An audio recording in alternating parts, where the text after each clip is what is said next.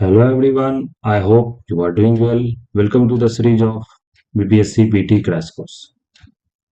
जैसा कि हम लोगों ने प्रीवियस लेक्चर में मॉडर्न हिस्ट्री के अंदर जो कि बिहार स्पेशल अभी हम लोग सिलेबस डिस्कस कर रहे हैं, तो बिहार स्पेशल में उसके अंदर जो मॉडर्न हिस्ट्री है, तो मॉडर्न हिस्ट्री में हम लोग अभी क्या डिस्कस कर रहे थे?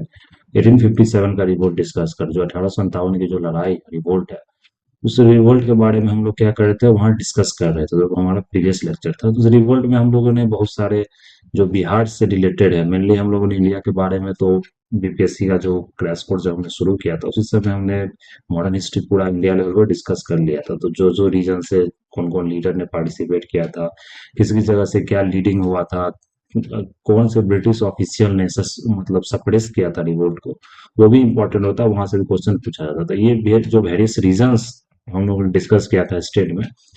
और जो हम लोगों ने बिहार स्पेशल में जो 1857 की रिपोर्ट जो हमने कवर की प्रीवियस लेक्चर में, तो उसमें हम लोगों ने देखा कि जो जैसे कुंवर सिंह हो गए आपको, जो जगदीशपुर से थे, फिर जो डिफरेंट लीडर्स ने आप लोग आपको लीड किया डिफरेंट डिस्ट्रिक्ट से, तो वो डिस्ट्रिक्ट लेवल पर भी आपको क्या रखना है, याद रखना है। जैसे गया डिस्ट्रिक्ट से कौन थे, पटना डिस्ट्रिक्ट से कौन थे, तो ये सब आपको क्या करना, ध्यान रखना है। तो वो हम लोगों ने क्या किया था वहां पर डिस्कस कर, जैसे आप लोग यहाँ देख सकते हैं छपरा से कौन थे आपको, मोहम्मद हुसैन खान, और जानते पीर अली खान जो आपको बुक कीपर थे, कहाँ से थे, पटना से। तो ये डिफरेंट आपको याद रखना, जैसे कि वाजीरंग गया से कौन थे अंडर, खुशहाल सिंह। तो इस तरह से आपको मेनली जो कुंवर सिंह थे वो जगदीशपुर थे, तो सबसे फेमस जो उन्होंने बैटल किया था, सबसे फेमस उन्होंने, मतलब उनको सबसे मतलब महान माना जाता है इस सेंस में कि उन्होंने रिवोल्ट आपको वहां से शुरू किया, तो वो एक जमींदार फैमिली से बिलोंग करते थे। तो हम लोगों ने उनके बारे में पूरा जो जीवनी था, जो जितना भी उनका बर्थ डेट है, और किस किस ब्रिटिश मतलब ऑफिसर से उन्होंने लड़ा, कहाँ कहाँ मतलब वो बिहार के बाहर गए, तो इस तरह का जो जितना भी इंफॉर्मेशन था वो आपको मेनली बिहार स्पेशल के पॉइंट ऑफ व्यू से ज्यादा इंपॉर्टेंट हो जाता है, क्योंकि वो पीटी में आपको पूछा जाता है बिहार स्पेशल में। तो वो हम लोगों ने वहां तक डिस्कस कर लिया था।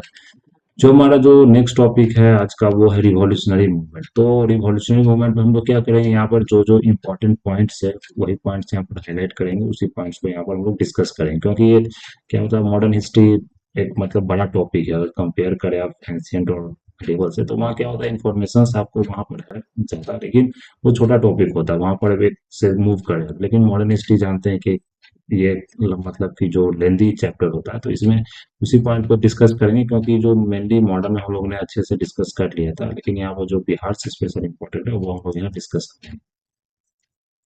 तो चलिए, अगर रिवॉल्यूशनरी मूवमेंट की हम लोग बात करें यहाँ, तो जो फर्स्ट फेज आपको रिवॉल्यूशनरी नेशनलिज्म जो बिहार हुआ था, तो जानते हैं कि मॉडरेट्स और जो एक्सट्रीमिस्ट के बीच में डिफरेंस हम लोग ने पढ़ा था, कि मॉडरेट्स मॉडरेट्स क्या मतलब बिलीव करता था, वो लोग बिलीव करते थे कि मतलब कॉन्स्टिट्यूशनल मीन्स से किसी तरह का हम लोग मास प्रोटेस्ट नहीं करेंगे, मतलब ब्रिटिश के सामने क्या करेंगे, जैसे कोई भी बिल पारित कर रहे हैं तो उस बिल को रोकेंगे, या ब्रिटिश के सामने जो अपना जो समस्या है उस समस्या को सामने रखेंगे। तो वो क्या हुआ, ब्रिटिश मतलब उसके कारण भी कुछ समस्या को या कुछ कॉन्स्टिट्यूशनल रिफॉर्म भी ब्रिटिश ला सकता है, लेकिन वो जो एक्सट्रीमिस्ट लीडर सब थे वो लोग समझे कि ऐसा कुछ होने वाला है नहीं, कि ब्रिटिश उतना भी मतलब बोलते हैं जो निर्मम हृदय वाला जो होता है, मतलब उतना भी मतलब वो लोग ने कि आपको तुरंत बिल पास करवा दे, या मतलब किसी तरह का कॉन्स्टिट्यूशनल रिफॉर्म ला दे, किसी तरह का मतलब जो एक्सप्लॉयटेशन होता है उसको कम कर दे। तो ये आपको हुआ नहीं, 1857 रिवोल्ट के बाद भी ये चीज आपको देखा नहीं गया। मेनली किसान के ऊपर जो एक्सप्लॉयटेशन हो गया था, जो मतलब अत्याचार होता था, वो कभी आपको खत्म ही ना हुआ। उसके बाद और बढ़ गया, मतलब फॉर्म चेंज हो गया, लेकिन वो और आपको ज्यादा बढ़ गया।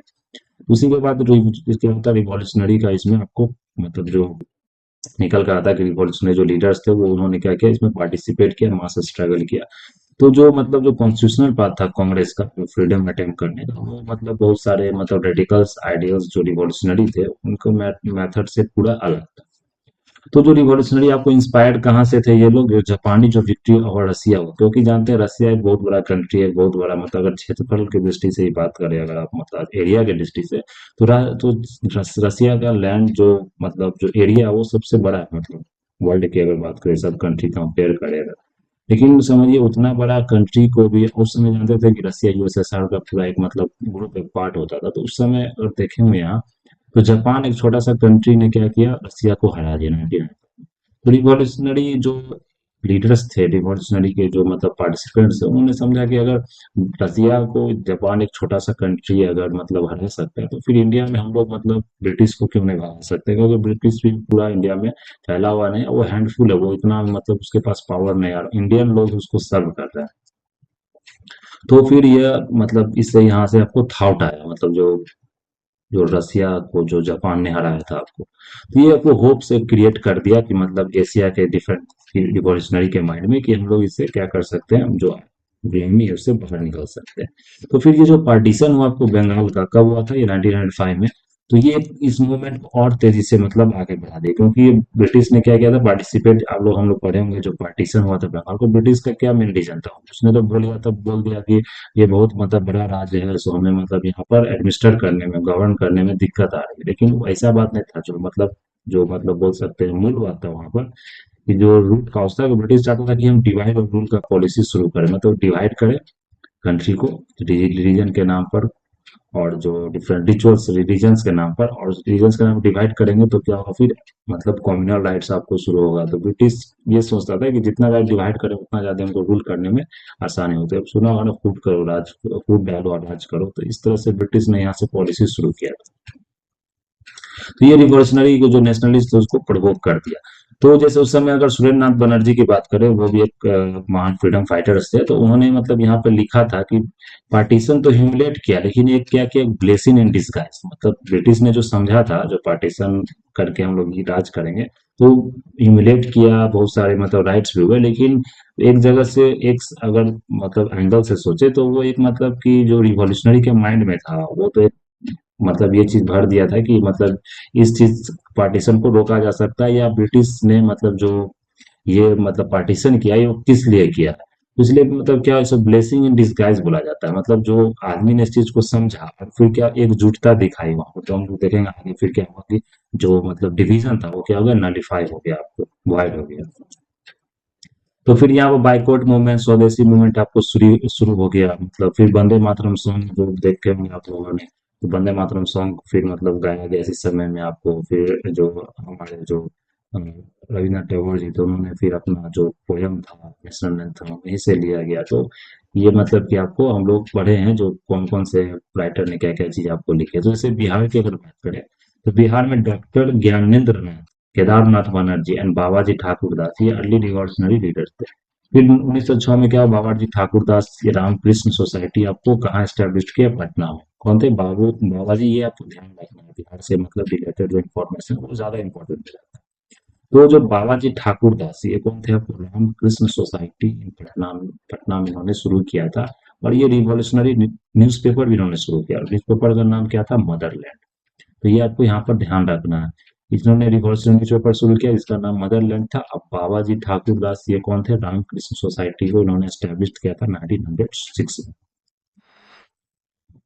फिर यहाँ पर अगर देख लो, तो यहाँ पार्टी जो था वो बंगाल में आपको ऑर्गेनाइज किया, एक्सट्रीम सेक्शन नेशनलिस्ट लीडरशिप वो थे बरिंद्र कुमार घोष, भूपेंद्र नाथ दत्त, तो सुन जानते बंगाल बिहार मतलब उड़ीसा का सब क्या था, ज्वाइंट था आपको। रिवॉल्यूशनरी वहां पर ऑर्गेनाइज हुआ, आपको सीरेट एक्टिविटीज हुआ, फिर जो अगर युगांतर और जो संध्या क्या है आपको न्यूज़पेपर भी बोला जाता है, बंगाली जर्नल्स था। उसमें क्या होता था कि जो रिवॉल्यूशनरी का जो थॉट होता था वो उसमें पब्लिश किया जाता था, मतलब पब्लिक को बताया जाता था कि किस तरह से ब्रिटिश क्या करा, डिवाइड एंड रूल का पॉलिसी अपनाता। युगांतर और संध्या क्या था, इन लोग का एक सीक्रेट मैगजीन था, बंगाली जर्नल्स। वो किनके द्वारा लिखा गया था, ये आपको ध्यान रखना है, युगांतर और संध्या किनके द्वारा लिखा गया था, ये बरिंद्र कुमार घोष और भूपेंद्र नाथ दत्त द्वारा लिखा गया। फिर 13 अप्रैल 1900 को क्या हुआ कि एक और नया सा इवेंट हुआ, नया इवेंट बोल सकते हैं। तो वहां पर क्या हुआ, एक बॉम्ब को मतलब जो बम होता है उसको थ्रो किया गया, उसको फेंका गया कहाँ, आपको जो मतलब उस समय का एक किंग स्पॉट था जो डिस्ट्रिक्ट जज था, तो उस पर फेंका गया था।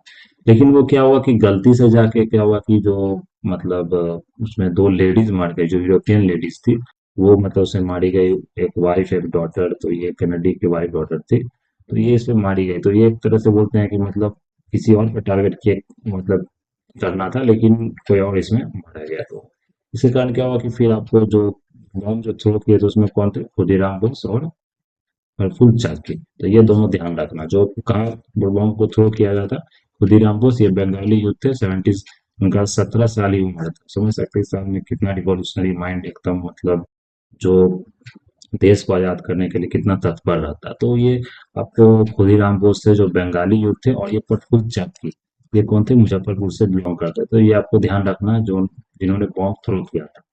तो ये जो बॉम्ब थ्रो हुआ किस पर हुआ था, ये भी ध्यान नाम याद रखना। मिस्टर किंग स्पॉट पर आपको उसमें बॉम्ब थ्रो करने का जो मतलब मेन टारगेट था, वो कौन था, मास्टर मिस्टर किंग स्पॉट, उसमें डिस्ट्रिक्ट जज था। लेकिन वो बॉम्ब गलती से क्या हुआ, मतलब जो उसमें दो यूरोपियन लेडीज और वाइफ जो डॉटर थी मिस्टर पिंगल कैनेडी की, वो मारी गई। तो इसमें क्या हुआ कि जो आफ्टर ये जो ऑफेंस हुआ, इसमें खुदीराम बोस को अरेस्ट किया गया और जो उसको हैंग किया गया आपको 18 अगस्त 1908 को।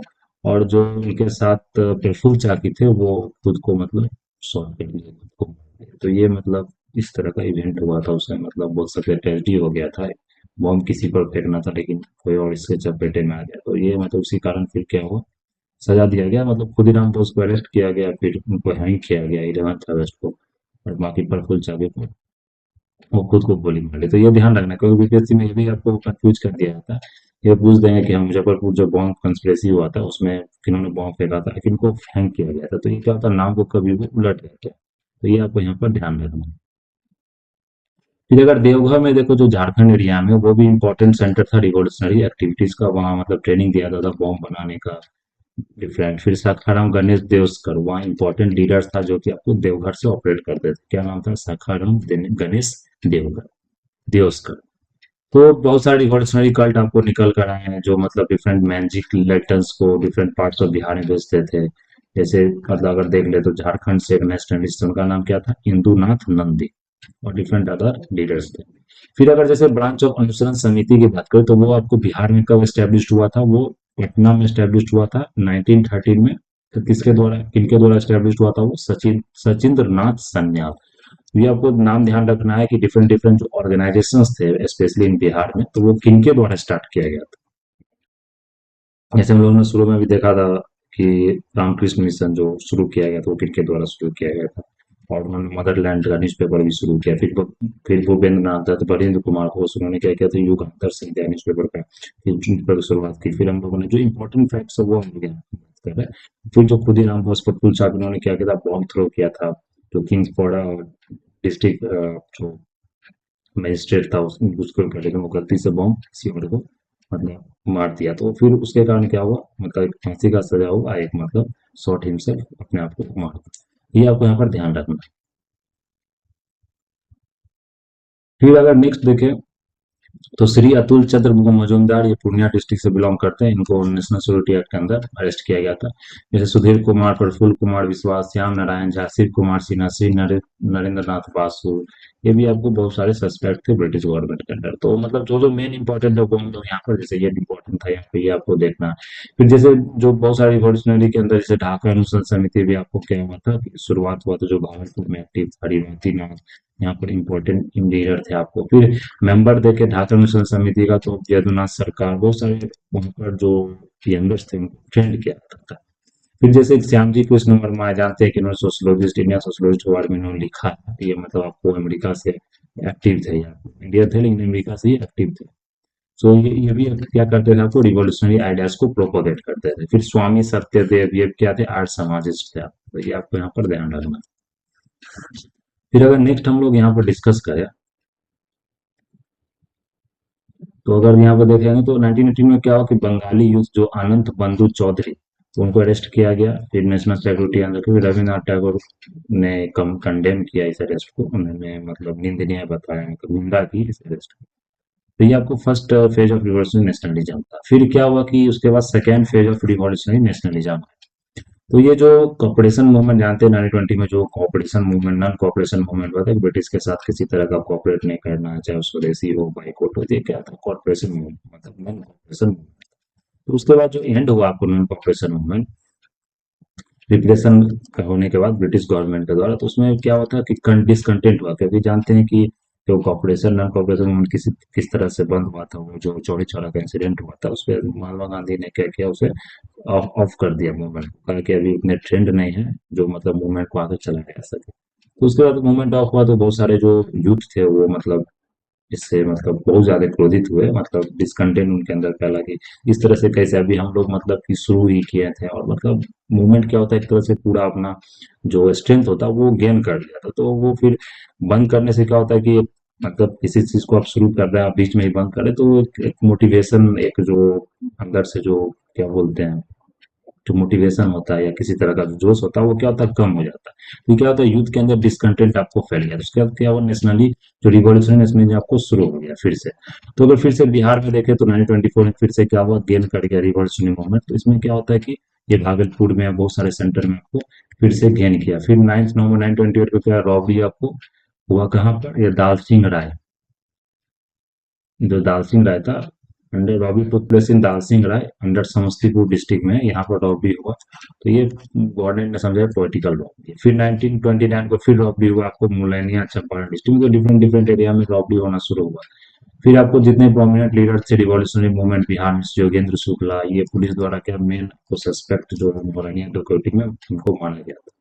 फिर एक श्री शुक्ला जी थे, उनको अरेस्ट किया गया सारण पुलिस द्वारा। फिर मतलब बहुत सारे copies, advertisements Bhagat Singh book के जो बटुकेश्वर दत्त थे, वो सोल्ड किया गया पटना में। फिर बॉम्ब केस का जो मतलब जो 1921 में बॉम्ब केस हुआ था, उसका जो बहुत सारे बुक्स को सेल किया गया, प्रोफेसर ज्ञान साहब थे, उन्होंने बुक्स को लिखा था। तो इस तरह से ब्रिटिश ने इस चीज को क्या किया, रोकना आपको शुरू किया। तो जो ज्ञान साहब को, जो जिन्होंने बुक लिखा था, आपको जो बॉम्ब का जो केस हुआ था खुदीराम बोस पर पिलचा के द्वारा, उनको लिख के क्या किया था, स्प्रेड करना शुरू किया था। तो ब्रिटिश ने क्या क्या किया, ज्ञान साहब को यहाँ पर रिवॉल्यूशनरी एक्सट्रीमिस्ट आइडियोलॉजी के तहत इनको बुक किया। फिर जो प्रोफेसर साहब थे, ये भी क्लोज एसोसिएट थे आपको डिफरेंट लीडर से, तो ये लीडर आप देख सकते हैं, लेकिन इतना ये इंपॉर्टेंट आपको है। फिर अगर देखें तो बिहार यूथ कॉन्फ्रेंस आपको हुआ था, ये इंपॉर्टेंट है। बिहार यूथ कॉन्फ्रेंस कहाँ हुआ था, ये आपको मुंगेर में हुआ था, कब, 12 दिसंबर 1929 को। तो इनमें मतलब सुभाष चंद्र बोस को बनाया गया था आपको मेन जो प्रेसिडेंट थे, लेकिन यहाँ इनको एब्सेंस में आपको पंडित प्रजापति मिश्रा इनको प्रिसाइड किए थे। तो बहुत सारे आपको यूथ यहाँ पर आपको काम करते थे 1930 से। इसके मतलब बहुत सारे यूथ यहाँ पर जो 1930 से काम करते थे, वो आपको HSR है, जो हिंदुस्तान सोसाइटी पीपल, उनके भी क्या कहते हैं, मेंबर्स थे। तो ये आपको यहाँ पर ध्यान रखना है। तो जो मेन इंपॉर्टेंट सेंटर्स था आपको HSRA का, वो कहाँ था, छपरा और पटना में था। छपरा का जो रीजनल लीडर्स कौन था, उनको रामदेनी सिंह, वो पोस्टल बैग हाजीपुर स्टेशन को नॉक आउट करने की कोशिश की, उनको फिर डेथ सेंटेंस दिया गया। फिर 1906 में क्या हुआ, जो बिहार का जो स्टूडेंट कॉन्फ्रेंस था, वो आपको पटना में राजेंद्र प्रसाद जी द्वारा क्या किया गया था, ऑर्गेनाइज किया गया था। फिर वहां पर क्या हुआ कि जो उड़ीसा था उसको सेपरेट कब किया गया, 1 अप्रैल 1936 को। तो पहले तो हम लोग ने देखा जो डिवीजन बंगाल का हुआ था, फिर बाद में क्या हुआ कि आपको उड़ीसा का डिवीजन हुआ बिहार से, कब, 1936 को। तो ये डेट भी आपको इम्पोर्टेंट है, ये PYQ में प्रीवियस आई थिंक पिछले साल या उससे पिछले साल ये आपको पूछा गया था। 68 या 69 में ये क्वेश्चन था कि बिहार का मतलब सेपरेशन उड़ीसा से कब हुआ था। तो क्या होता है कि बहुत स्टूडेंट यहाँ कंफ्यूज कर जाते हैं कि वो बंगाल का सेपरेशन हुआ था या उड़ीसा का सेपरेशन हुआ था। तो यहाँ पर उड़ीसा का आपको सेपरेशन हुआ था 1936 में। तो जो बरिंद्र कुमार घोष थे, उन्होंने स्टैब्लिश किया था गोल्डन लाई in the Deoghar to promote swadeshi movement. तो वहां पर उन्होंने गोल्डन लाई स्टैब्लिश किया था देवघर में, तो स्वदेशी मूवमेंट को क्या करता था, प्रमोट करता है। किनके द्वारा किया गया था स्टैब्लिश, बरिंद्र कुमार घोष। फिर टाटा आयरन स्टील कंपनी ने जो जमशेदपुर ने उन्होंने रिफ्यूज कर दिया कि मतलब किसी तरह का गवर्नमेंट का फॉरेन एरिया इन्वेस्टमेंट नहीं लेंगे, अपने मतलब जो फैक्ट्री था, जो उनका टाटा आयरन स्टील कंपनी था, उसको मतलब आगे बढ़ाने के लिए। और वो पार्टिसिपेट आपको करते थे स्वदेशी मूवमेंट में, जो फंडिंग वंडिंग जितना होता था वो उन लोगों के द्वारा ही दिया जाता था। फिर जो पटना बम केस हुआ 28 जून 1931 को, वो आपको हजारीलाल प्रकाश अंशुल नाथ चौबे द्वारा किया गया था। फिर जो फणींद्र नाथ घोष थे, वो गवर्नमेंट विटनेस थे लाहौर कॉन्स्पिरेसी में, तो उनको मतलब मार दिया गया, स्टैबिंग कर दिया गया बेतिया में। इसके लिए जो बैकुंठ शुक्ला था, उनको हैंग किया गया 14 अप्रैल 1933 को। तो मतलब जो 14 अप्रैल 1933 को उनको क्या किया गया, हैंग किया गया, फांसी पर चढ़ाया गया। ये कौन थे, ये वैकुंठ नाथ शुक्ला। तो ये मेन आपको सेकेंडरी जो फेज ऑफ रिवॉल्यूशनरी मूवमेंट था, स्पेशली इन बिहार। तो इतना आपको कम से कम जो है इसमें, आपको अगर एक बार इसको पढ़ लें तो नाम क्या होगा कि मतलब, क्योंकि यहाँ डायरेक्ट तो नहीं पूछ दिया जाएगा कि कौन इसमें कॉन्स्पिरेटर थे या ब्रिटिश ने क्या किया। मेनली जो इम्पोर्टेंस है, राजेंद्र प्रसाद द्वारा जी कौन मतलब कि कौन सा कॉन्फ्रेंस ऑर्गेनाइज किया गया, बिहार स्टूडेंट कॉन्फ्रेंस हो गया, कहाँ पर मतलब सेंटर था, जैसे कौन कौन से, जैसे वीरेंद्र कुमार घोष ने किस संस्था का एस्टैब्लिशमेंट किया था, वो आपको यहाँ पर पूछा जाएगा। फिर नेक्स्ट हम लोग देख लें home rule movement in Bihar. तो होम रूल मूवमेंट जो बिहार में हुआ, तो जानते हैं कि होम रूल मूवमेंट मेनली जो शुरू किया गया था वो भगवान तिलक द्वारा भी शुरू किया गया था, अनी बेसेंट द्वारा भी शुरू किया गया था, तो भगवान तिलक और अनी बेसेंट। लेकिन जो बिहार में जो होम रूल मूवमेंट आपको शुरू हुआ था वो किनके द्वारा यहाँ पर किया गया था, आपको मौलाना मजहरूल हक। तो यहाँ पर देख सकते हैं, तो 16 दिसंबर 1916 को क्या हुआ कि बिहार में मीटिंग हुआ, कहाँ पर, बांकीपुर, ये जगह कहाँ है, पटना में। तो यहाँ पर होम रूल आपको लीग कहाँ पर डिसाइड किया गया कि शुरू किया जाए, तो मजहरूल हक को इलेक्ट किया गया प्रेसिडेंट। तो बिहार के जो होम रूल लीग जो मूवमेंट था, उनके प्रेसिडेंट को थे, ये ध्यान रखना, मजहरूल हक। तो वो इंस्पायरिंग स्पीच आपको यहाँ पर दिए कि किस तरह से इंडिया को आपको यहाँ पर आज़ादी दिलवाना।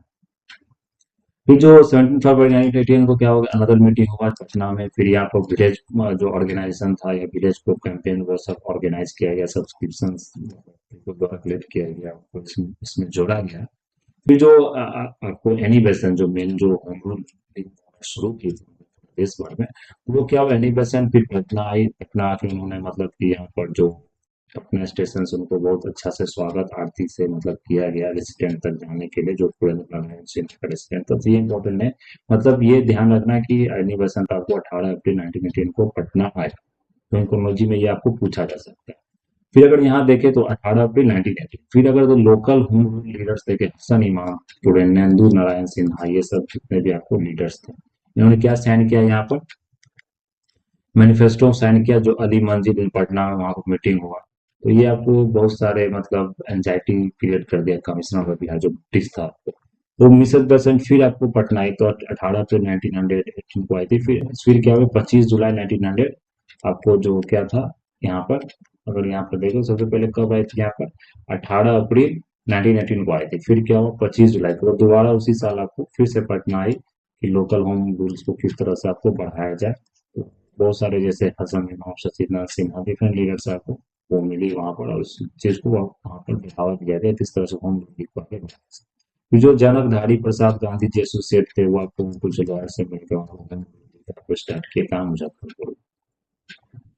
फिर आपको ये बुक याद रखना इम्पोर्टेंट है, बुक स्वराज का था। ये किनके द्वारा लिखा गया था, बाल मुकुंद वाजपेयी, ये इनके द्वारा यहाँ पर लिखा गया था। बहुत सारे लीडर्स होम रूल मूवमेंट थे, मजाक यहाँ पे प्रेसिडेंट भी थे, सरफराज हुसैन खान, शशिदानंद सिंह, ये आपको यहाँ पर ध्यान रखना।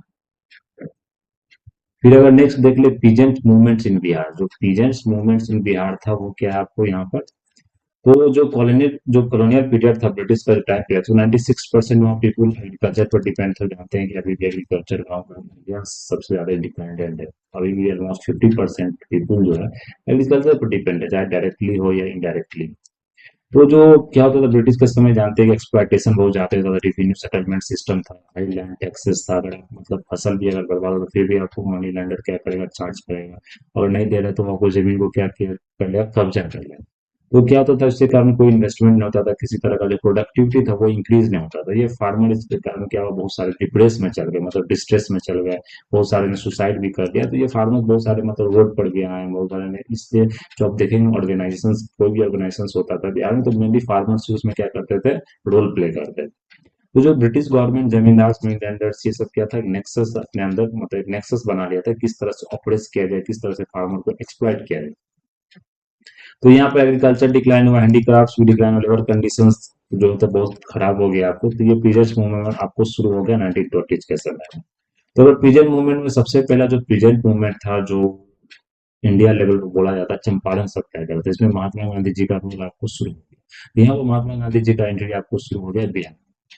तो जो चंपारण सत्याग्रह था, ये हम लोग यहाँ पर देख लेते हैं। चंपारण सत्याग्रह क्या था, ये एक परमानेंट सेटलमेंट जो कर्नवालिस द्वारा आपको किया गया था। तो वो आपको मतलब लैंडलॉर्ड्स को तो हेल्प करता था, लेकिन पीजेंट्स को क्या करता था, बहुत ज्यादा एक्सप्लॉइट करता था।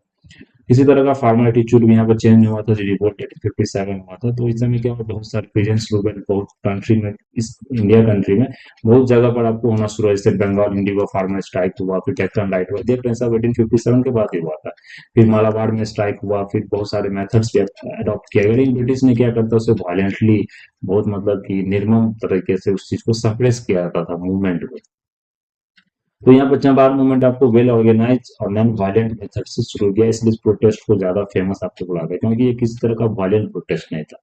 तो यहाँ पर एक्सप्लॉयटेशन जो पीजेंट्स का था उसे मतलब रखा गया। तो यहाँ पर क्या होता था, जो चंपारण सत्याग्रह क्या होता था, इसके पीछे का अगर बैकग्राउंड देखें तो क्या होता था कि जो यूरोपियन इंडिगो जो प्लांटर्स था वो क्या करता था, जैसे कि प्लांटर्स था तो वो क्या करता था, जो गाँव का जो किसान होता था उसको बोलता था कि तुमको जो 20 कट्ठा का जो खेत होता था, जहाँ पे 1 बीघा 20 कट्ठा होता है, तो आप क्या करना है, जो किसान को 3 कट्ठा पर, जो 20 कट्ठा के 3 कट्ठा पर इंडिगो प्लांट करना, इंडिगो का खेती करना, और जो 17 कट्ठा बचा हुआ था तो उस पर अपना जो फसल उगाना, जो अपना फसल उगाना चाहते हैं, जो क्रॉप प्रोडक्शन करना चाहते हैं, वो आप वहां पर कर सकते हैं। ये मतलब कि यूरोपियन प्लांटर्स द्वारा नियम।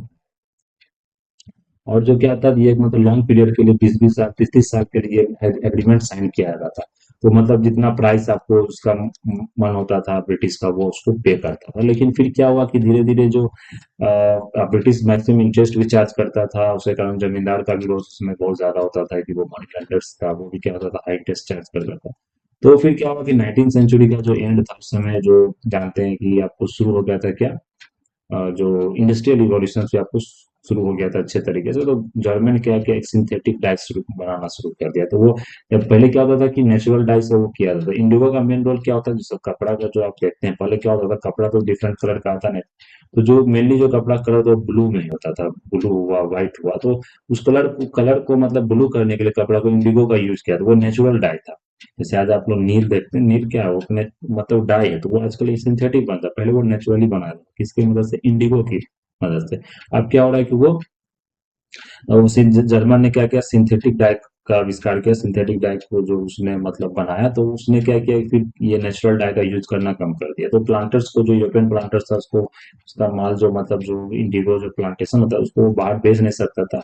तो उसको क्या किया, उसको घाटा लगने लगा, तो उसने क्या किया, हाई रेंट्स आपको कलेक्ट करने लगा, किससे, मतलब फार्मर्स। तो मेनली फार्मर्स ही एक्सप्लॉइट होता था, मतलब वो बिचौलिया था जो प्लांटर्स था, तो उसे मतलब सही रेंट नहीं मिल रहा, सही मतलब ऊपर से पैसा नहीं मिल रहा, तो वो क्या किया, प्लांटर्स पर ही मतलब कि प्रेशर पाने लगा, उसी को एक्सप्लॉइट करने लगा, जितने प्लांट जितने भी मतलब किसान थे।